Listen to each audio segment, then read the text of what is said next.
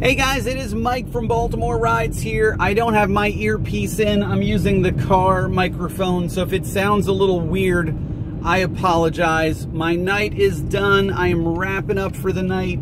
So this is Thursday in the bag. It is August 18th, so it's Friday morning about 2:11 a.m. And had a pretty good night. I'm not going to say a great night. And the only reason why I'm not going to say a great night is that I'm about 20 bucks short of my goal. I finished the night at 130 and change. And 130, 131, somewhere around there.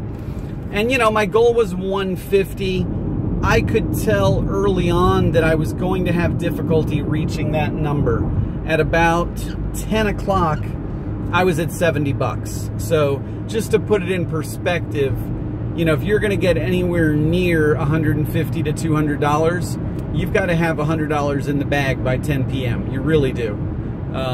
Or even really 9 p.m. if you plan on getting to $200 by 2 a.m. So, you know, when I saw that my couple trips that I had were not going to get me there, I already knew and was kind of preparing myself mentally for an uphill climb. Now, I lucked out because I did have a couple long rides at the end of the evening. Bowie and, you know, Silver Spring-ish kind of DC, edge of DC. You know, so I had a couple long trips, 130 on, I want to say 6 trips. So that's $20 average. You know, that's a good average trip fare. I just needed a couple more of them. Honestly, that's really where I went wrong. And then every time I took a ride from the airport, I almost never could get a ride back.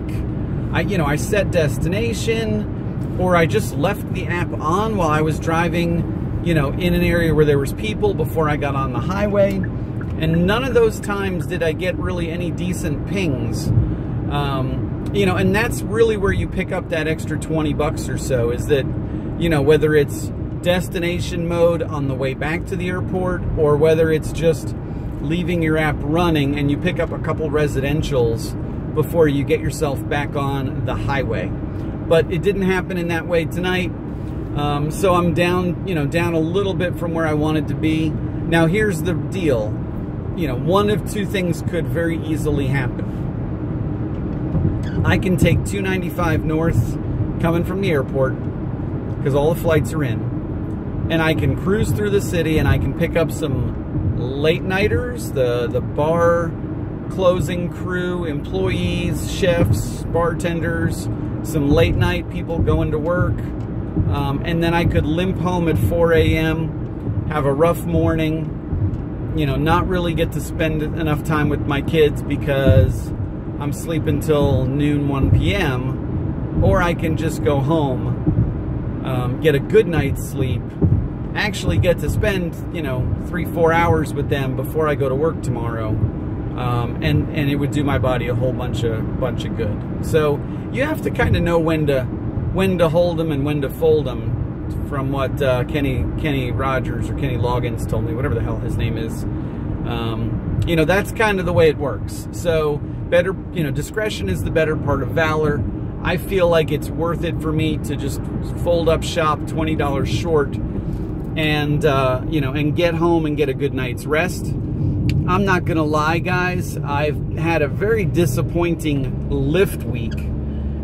You know, I did $80, I think it was, last night. I don't remember exactly, but I think it was $80 last night in Lyft, and then I think it was 90 in 90 something in Uber. So, you know, that was kind of my only good Lyft day, was yesterday, and it was a good Lyft day, I'm not gonna lie. You know, almost 50% of my business was Lyft yesterday, so that's good.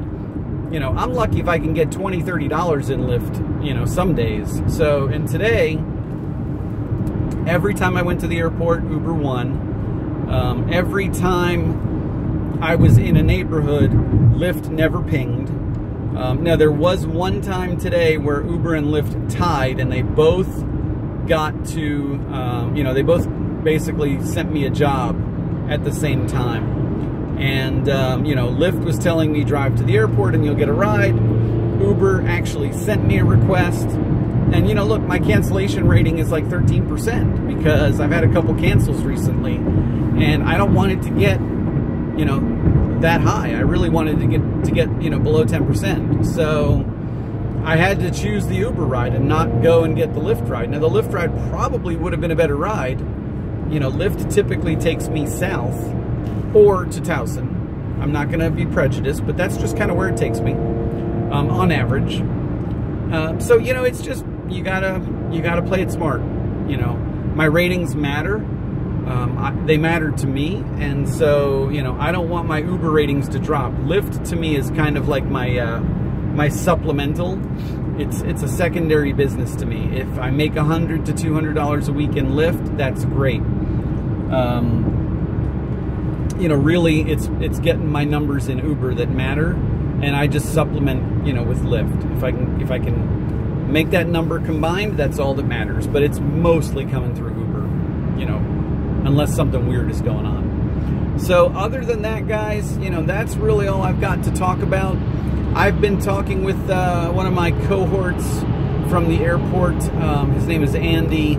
He's an Uber driver who's he's actually a veteran. He's been doing it for quite some time. And him and I have discussed it quite a bit, but we're actually going to go to the Uber meeting in DC, not the Baltimore. Hey guys, sorry about that. I actually left my Lyft app on when I left the airport and forgot to shut it off. And I got a ride request, which of course ends the video. Anytime another app pops up, it stops the video recording. It was not a ride request that I wanted. It was Wilkins Ave, and I'd already gone by the exit. So it would have been a real pain in the you-know-what to turn my ass around and limp back just to get a, I don't know, a $3 to $5 ride out of Wilkins Avenue at 2:30 in the morning. So, you know, just not my cup of tea. So I'm going to let my acceptance rating on Lyft suffer a little bit by canceling that ride. Lyft kind of already hates me in that regard. I know they do. But, you know, it's secondary business, so I'm willing to let it suffer just a little bit. But I just, you know, that was my mistake. I should have turned my damn app off when I left the airport, and I forgot to. So shame on me. But, you know, great night, guys. I was going to say that Andy and I are actually going to go to the DC office instead of the Baltimore office. And here's our thought process on this. Apparently, Baltimore and DC Uber accounts are different. And the marketing and promotions that they send you as a driver are different. Now, I've been getting nothing but boost. And it's always morning rush hour, which I never drive, and 5 to 7 p.m. evening rush hour, which I sometimes do drive. But it's never been great. It's like 1.1, 1.2, 1.3, you know, that's 30 extra cents a mile, if that. Whoop-de-doo. I don't drive the bar scene late at night on Fridays and Saturdays anymore, so that boost does me no good. And, you know, that's not really that exciting. And then on top of that, all the rollouts from this whole 180 days of change updates, they never hit Baltimore in a timely fashion. Call support was supposed to have gone live on August 7th. That was the date they gave us at that meeting. Guess what, guys?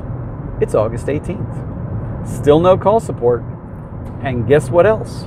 If you're a DC account, you had call support on August 7th. So basically they're saying, Baltimore Uber, don't really care. We'll get to you when we get to you because you're just Baltimore. Well, that sucks. You know what? That just sucks. Because Baltimore's an Uber city, does a ton of business in Uber, and it shouldn't be a neglecting account. You guys shouldn't be neglecting Baltimore just because, hey, we got Uber in the bag in Baltimore. You know what? We're the predominant rideshare business, so we don't need to take care of them. We need to go after DC, which has got a lot of Lyft business. I get that, but that doesn't mean you turn your back on the business that you already have. A lot of other businesses in the world have had that approach where they've turned their back on their customer base to try and go after a different customer base. And you know what they do? They alienate the business that they already had. And all these Uber drivers that are fleeing to Lyft, like you know, like people jumping off the Titanic. Uber's doing that kind of themselves. They're turning away their people because Lyft is doing a much better job of promoting, marketing, encouraging drivers through, you know, spiffs and contests and bonuses. And if Uber doesn't kind of get on board with that, they're going to lose. They're going to lose. So Andy and I are talking about seeing if they can migrate our accounts to DC accounts. I'm already driving more and more in DC as it is, and I have no problem going down to DC to make my money because, you know what? They tip. The rides are typically a little bit longer distance. There's 2 airports to feed off of. There's Reagan and Dulles, and honestly, there's still BWI. And you know what? If money's to be made there, then I'll go there. I'll go where the fish are. So we're going to go and check it out and see if that's even an option. I think it is. And you know what? It's worth it. So that might be something we do. I will update you guys on that next week because the meeting is Tuesday, the 21st. But I'm just putting that out there for you guys to digest because at the end of the day, you've got to do what's right for you and your money. So, you know, I'm going to wrap it up, guys. It's early morning. I'm kind of getting fuzzy-brained. But I will see you guys on the road tomorrow and catch you later. Bye.